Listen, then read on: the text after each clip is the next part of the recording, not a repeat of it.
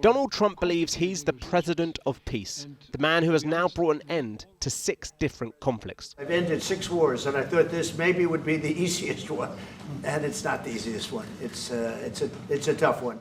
With Trump seeming to believe he can bring an end to the conflict in Ukraine, his Republican supporters say he now deserves the Nobel Peace Prize, with the White House agreeing, stating that it's well past time he got the award.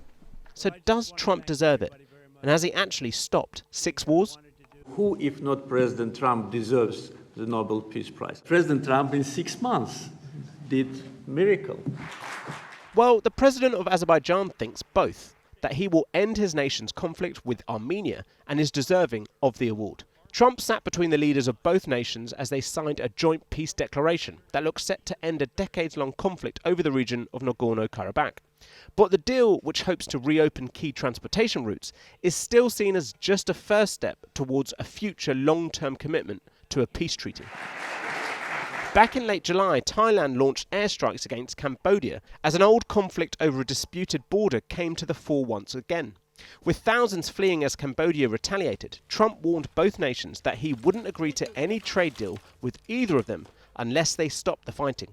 Trump's threat was credited with helping to bring about a ceasefire just days later.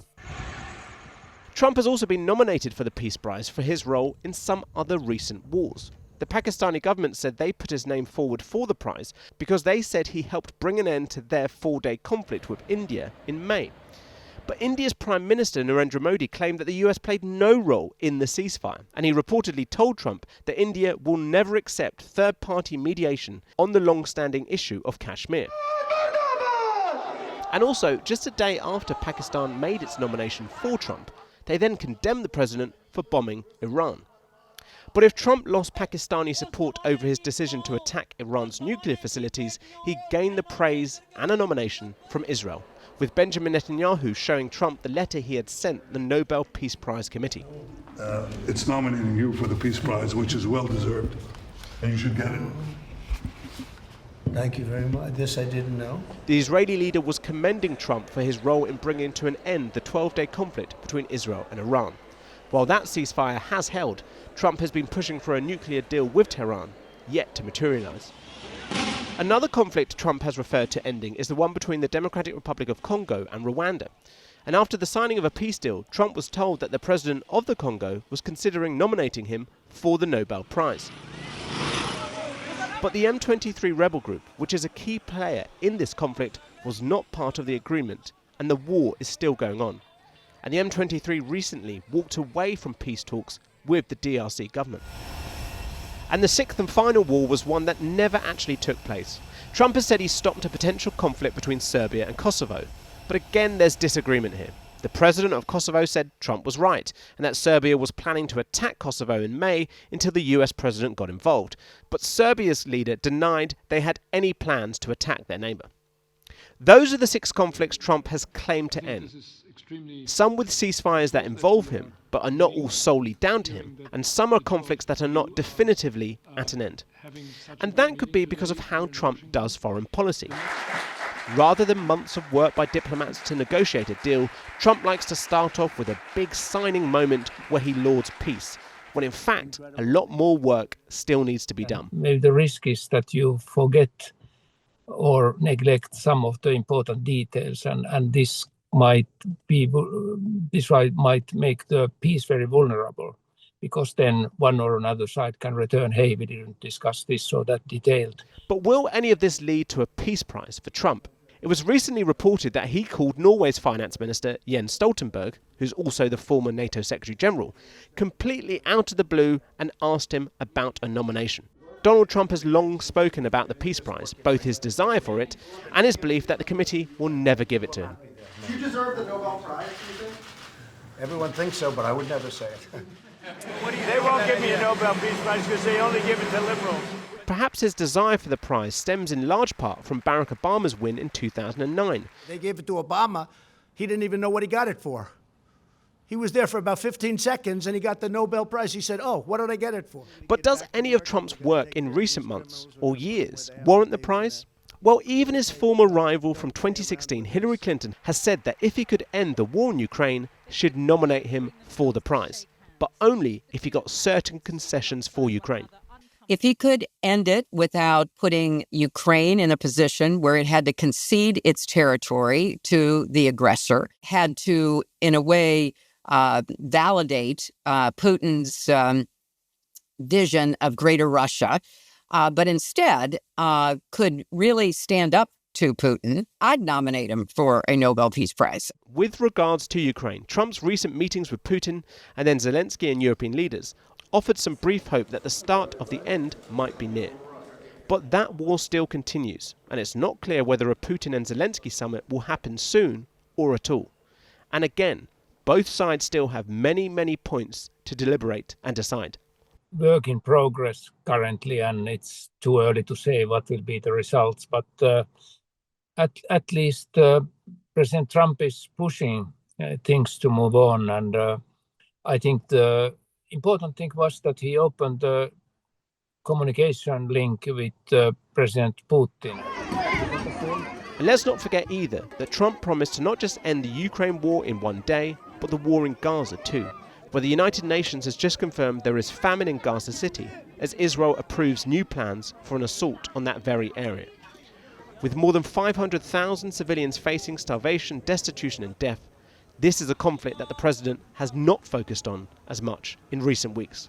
His support of the Israeli government in a war that has claimed more than 60,000 lives means that Trump's critics can argue the idea he should be awarded a prize for peace is a preposterous one. Well, I'm going to talk now with Samir Puri, the Director of Global Governance and Security Centre at Chatham House. I mean, firstly, Samir, what do you make of Donald Trump's foreign policy so far in this second term? Well, it's actually been very activist. It's been activist, but primarily with the US's interests in mind. It hasn't really been activist with regards to the betterment of others as the primary motivation. It's also been principally economic. That's the main lever that Trump has been pulling. It's been tariffs, it's economic coercion, it's economic rewards. It hasn't really been very militaristic, aside from the bombing of the Iranian nuclear sites. But overall, I think it's a foreign policy that's left the world in a very, very uncertain place, especially US allies, which is probably the most strident and striking outcome of the first 6 months. So when you hear Donald Trump talk about these 6 wars that he's stopped and the talk about a peace prize, do you sort of ignore all that and think that's just chatter? It is probably one of the most egregious expressions of Trump's ego, I think, which is to place himself personally at the center of world events. It's also empirically quite contestable in terms of the characterizations he's delivered around actually kind of resolving and ending wars. And there's a big difference, to use a jargon, between conflict management and conflict resolution. He certainly tried to manage some of these wars, and not all of that is unwelcome. But in terms of resolving the root causes, bringing different sides with historical grievances so that they have a very stable, lasting, peaceful future ahead of them, which is the kind of, I suppose, the conflict resolution in its purest form. He hasn't really done that. And a couple of the claims that he's made have actually been rebutted by some of the parties involved, notably India, Pakistan. India was very annoyed at the Indian government that he claimed to have mediated an end to that particular round of fighting. So he's really a man who's sort of temporarily put some brief skirmishes to a pause, but it's not really anything long term. Yeah, and listen, there's nothing wrong with conflict management that tries to bring a particularly active phase of fighting to a period of dormancy. And I would say, and let's be very fair to Trump here, there isn't really much of a precedent for US presidents to intervene in Nagorno-Karabakh. That was Armenia, Azerbaijan, traditionally the realm of the Russians. Nor has there been much precedent for US presidents to intervene in the DRC and Rwanda conflict, which was for about 10 years or so partially managed by a UN peacekeeping mission. So it's actually not unwelcome that these conflicts might receive the attention of the US president and the White House. But then again, I think a lot of this will stand and fall on how his overtures towards Putin and Zelensky actually play out in the coming weeks and months with regards to Ukraine. The Nobel Peace Prize is, of course, it's centered in Europe, and this is Europe's huge, big war, the biggest war since 1945, and Trump has staked an enormous amount of his personal prestige on bringing it to an end, the prospects of which don't look particularly strong at the moment with regards to Russia and Ukraine. Is that the issue here with Donald Trump, is that he likes the optics, but it gets bored by the details. That is certainly one of the issues that's very, very prevalent in the Ukraine attempt to bring that one to an end. There's a big difference between the summit, the great photo op, where leaders shake hands, and all the sort of the working level hard work that goes into going through the technicalities of things. There's all sorts of issues in conflicts, hostage exchanges, territorial, final sort of status, whether there's a ceasefire that's sequenced in terms of withdrawal of military forces, so on and so forth. I think the detail obviously probably bores Donald Trump, the extent to which he and Witkoff, who's one of his most important point people on these conflicts, actually, that Witkoff understands these technicalities, and that conflict resolution is a very, very difficult road, a very long journey, and just one example from closer to home. Think about Northern Ireland and the Good Friday Agreement, how long that was that took to negotiate, how many issues that came out from that, how delicate that peace has remained, having to weather the storm of Brexit and everything else in recent years. And that's a small conflict in a fairly contained geography, not necessarily in a sort of a difficult geopolitical neighborhood. And so you compare the painstaking process that's involved to bring warring parties, warring communities to dialogue, bring their political leaders to sign an agreement, to de-escalate the conflict and to maintain that. That takes an enormous degree of patience, and it doesn't appear that patience is a quality that Donald Trump has in abundance. Donald Trump has, at least when it comes to Ukraine, got the ball rolling. His supporters would argue he's done more than perhaps Barack Obama. Just recapping from a decade ago, Barack Obama, I think the world breathed a sigh of relief following the George W. Bush presidency, which was obviously very militaristic, involving regime change invasions and military interventions after 9/11. But Barack Obama did largely escalate the US war in Afghanistan at that time to try to bring it to an end, and that didn't work. Fast forwarding to today, to Donald Trump. Listen, let's judge his White House and his work by its outcomes. And I would keep an open mind with regards to Russia, Ukraine.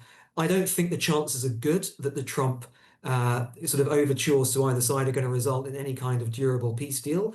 But there is still an ongoing process. The previous presidents were much more gung-ho. And the idea that Republican presidents used military intervention, even Ronald Reagan in more limited circumstances, Grenada and other places. Donald Trump has to his credit, seems like a genuine aversion to warfare.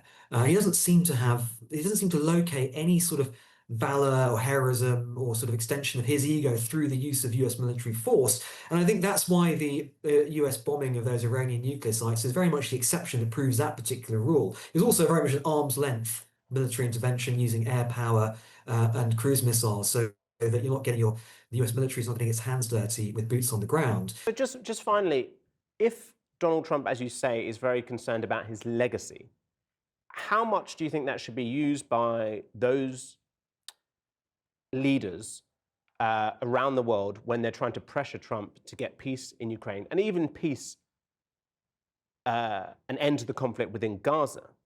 In some respects, you do wonder whether being set a goal very clear to be awarded the Nobel Peace Prize could actually spur him on. But I don't see it's not going to work necessarily like that. And I think the issue is that Ukraine, Russia is the most economically destabilizing conflicts in all these for more parts of the world. I think Israel, Gaza is the more morally hurtful one for the larger share of the global population. And I think there's an interesting issue here, which is which conflict do you place the greatest priority for resolving? And I think obviously that depends on who you ask, where you look around the world. But I don't think the Nobel Prize could necessarily be wielded as an incentive, like a KPI. You fulfill these sort of things in your annual appraisal report in your job, and you may be rewarded this particular employee of the month. I don't think we can quite use the Nobel Prize in that way. Samir Puri, thank you very much for your time. Thank you. Thank you.